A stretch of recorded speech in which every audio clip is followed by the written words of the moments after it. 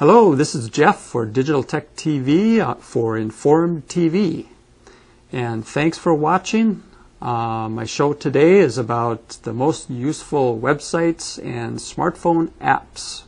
In terms of websites, I had to put Google at the #1 spot because I use it every day, and obviously millions of people do. It's so useful for finding what you need very quickly. It's just of course, it's #1. Facebook, now that's entertainment and communication, though, not so much looking things up, but Facebook is very widely used, obviously. Both on the, it's really an ad, they have an app as well, so it's an app and it's a website. That's a topic in itself, and I guess I've done another show on Facebook, and I'll probably do more shows on Facebook. YouTube is another website that's a lot of fun, and it's actually very it can be very educational in addition to being entertaining. YouTube just has millions and millions of videos, and actually YouTube is known as the second most used search engine, and that's because a lot of people will go to YouTube and search for how-to videos, probably, among other things. At #4 for the most useful websites, I've got Netflix. Netflix works very well. You can hook up a laptop PC to TV and watch movies. Or, of course, originally you can still do this. You can still order DVDs through Netflix. But in terms of a website, you can watch instant watch movies right on Netflix if you have a subscription for as cheap as like $8 a month. So Netflix is a great website.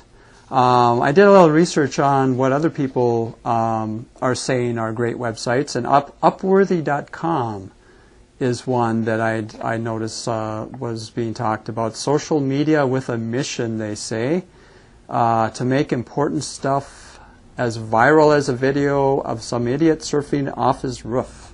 So Upworthy.com has it's a video site really, but it has a lot of entertaining and useful videos. So Upworthy.com.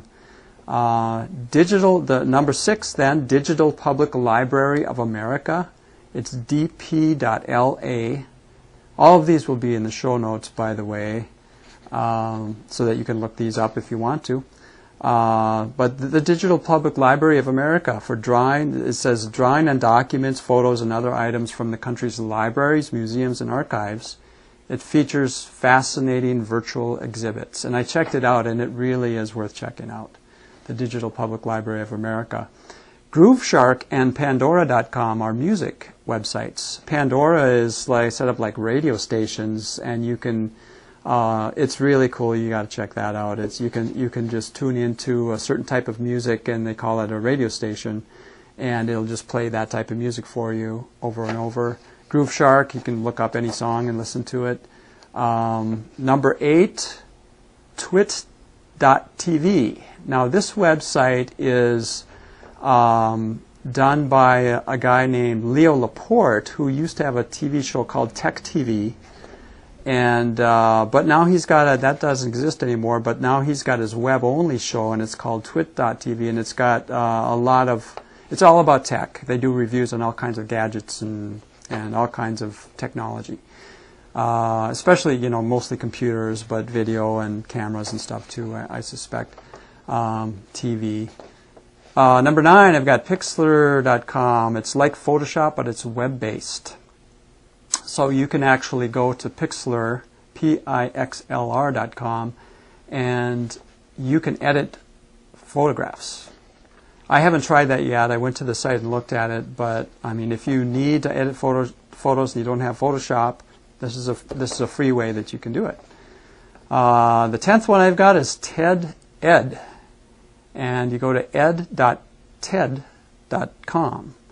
Now it says that TED-Ed is education that feels like a TED Talk. And if any of you have heard of TED Talks, that's a popular thing. You can read more about it online. I just grabbed a little sentence here from the website. It says, hosting lively YouTube-based lessons drawn from TED Talks, created by invited educators, illustrated by animators, and submitted by the TED community.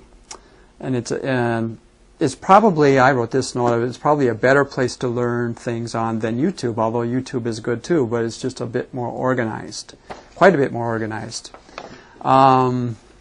I think you can learn a lot on YouTube too, not only being entertained, but learn. But this is another option that's really zooms in on learning about what you want to learn. Another site, I was going to do just 10, and I kept finding sites that were good, so I have 12. SuperSimpleLearning.com for kids, for really young kids. Education-grounded songs and videos that focus on math and phonics skills. So that's a good one, SuperSimpleLearning.com. Then the last one I have is TheWirecutter.com.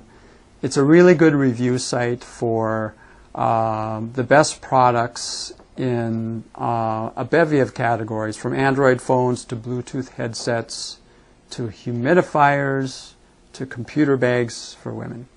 So check that one out as well. Next, I'll go on to the smartphone apps. This is kind of fun. I put Gmail as the top one for me anyway. That's checking your email on your smartphone. It's just so handy and convenient. Gmail, or there's other email apps besides Gmail, but that's the one I use. Google Maps. I read that 54% of smartphone users use Google Maps. So half of the people that have smartphones will use Google Maps. And it sure is handy too. I use it when I need directions or whatever. I mean, it's for locating places, getting addresses. It's really amazing how well it works. Facebook app, I mentioned that earlier. It says 44% of people who own a smartphone use the Facebook app on their smartphone.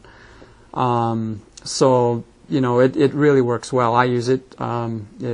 It's really a lot of fun. I would recommend trying it out. YouTube has an app that works very well on the smartphone. Very entertaining, can be educational as well, like I said. Twitter, of course, has an app. Twitter is really made for the mobile world, I think. Instagram, which is a photo sharing site that's now owned by Facebook, that's a good app. Flickr has a great app. Yelp, which is a reviews website, Yelp has an app for reviews of restaurants and other service businesses. Then there's some really great weather apps out there. WeatherBug, which is the one I use. I think it works great because the maps really work well. And there's news apps out there as well. So you can download an app from like your local TV station or a national TV station, and they usually work pretty well, and you can keep up on the latest news. The last app I have is called SwiftKey. Now that is an app that works with your on-screen keyboard, and you won't believe how much it helps you typing on your on-screen keyboard until you use SwiftKey. It really, really works. It's amazing how well it helps you enter information on your screen in your smartphone.